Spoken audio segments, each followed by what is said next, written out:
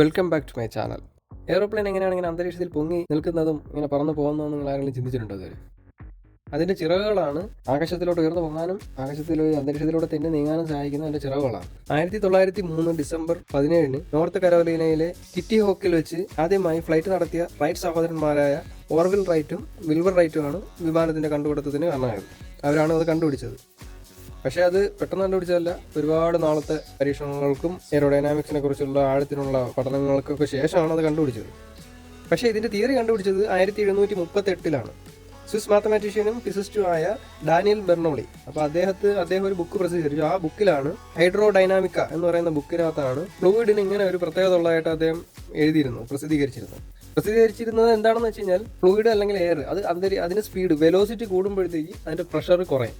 അതാണ് സിമ്പിളായിട്ട് പറഞ്ഞു കഴിഞ്ഞാൽ അദ്ദേഹം അതിൽ പ്രസിദ്ധീകരിച്ചിരുന്നത്. അത് ബേസിക് ആക്കിയിട്ടാണ് നമ്മളുടെ ഈ ഇപ്പോഴുള്ള കാണുന്ന ഫ്ലൈറ്റുകളെല്ലാം മോഡിഫൈ ചെയ്ത് പറക്കാൻ കാരണമാകുന്നത്. അപ്പോൾ ഈ വിങ്സിന് പറയുന്നത് എയർഫോയിൽ ഷേപ്പ് എന്നാണ്. അതായത് ഇതിന്റെ മോൾ ഭാഗം കർവായിട്ടും താഴ്ഭാഗം സ്ട്രൈറ്റ് ആയിട്ടാണ് ഇരിക്കുന്നത്. ഫ്ലൈറ്റ് മുമ്പോട്ട് ഒരു സ്പീഡിന് പോകുമ്പോൾ അല്ലെങ്കിൽ കാറ്റ് ഇങ്ങോട്ട് വരുമ്പോഴത്തേക്ക് ഇതിന്റെ അടിയിൽ കൂടെ പോകുന്ന എയർ സ്ട്രൈറ്റ് ആയിട്ട് അപ്പുറത്തെത്തും. അതിന് സ്പീഡ് കുറവായിരിക്കും. പക്ഷേ മോളിൽ കൂടെ കയറി ഇറങ്ങുന്ന എയർ അതൊരു കർവ് കണക്കല്ലേ വരുന്നത്. അപ്പോൾ അതിന് ഇങ്ങനെ എത്താനായിട്ട് കുറച്ച് സ്പീഡിന് വരേണ്ടി വരും. ആ സ്പീഡിന് വരുമ്പോഴത്തേക്ക് സ്വാഭാവികമായിട്ടും ബെർണോളിസ് തിയറം പ്രകാരം മുകളിലത്തെ പ്രഷർ കുറയും. അടിയിലുള്ളത് സ്പീഡ് കുറഞ്ഞ പക്ഷേ പ്രഷർ ഉള്ള എയർ ആണല്ലോ. അപ്പോൾ ഈ എയർ ഓട്ടോമാറ്റിക് ആയിട്ട് ഒരു ലിഫ്റ്റ് ഫോഴ്സ് ഉണ്ടാകും. അതായത് മുകളിലോട്ട് തള്ളും. അങ്ങനെയാണ് ഫ്ലൈറ്റിന്റെ ബേസിക് ആയിട്ടുള്ള പ്രവർത്തനം. അപ്പോൾ അതെങ്ങനെയാണ് വർക്ക് ചെയ്യുന്നത് കാണിക്കാനായിട്ട് ഞാനൊരു വർക്കിംഗ് ഡെമോ ഉണ്ടാക്കിയിട്ടുണ്ട്. അത് ഞാൻ നിങ്ങൾക്ക് കാണിച്ചു തരാം. ഈ വീഡിയോ കണ്ടു കഴിഞ്ഞാൽ നിങ്ങൾക്ക് ഏകദേശം മനസ്സിലാവും.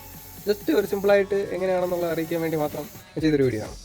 ബെർണോളിസ് പ്രിൻസിപ്പിൾ എന്താണെന്ന് ജസ്റ്റ് അറിയാൻ വേണ്ടിയിട്ട് ചെയ്തൊരു വീഡിയോ ആണ്. Thank you.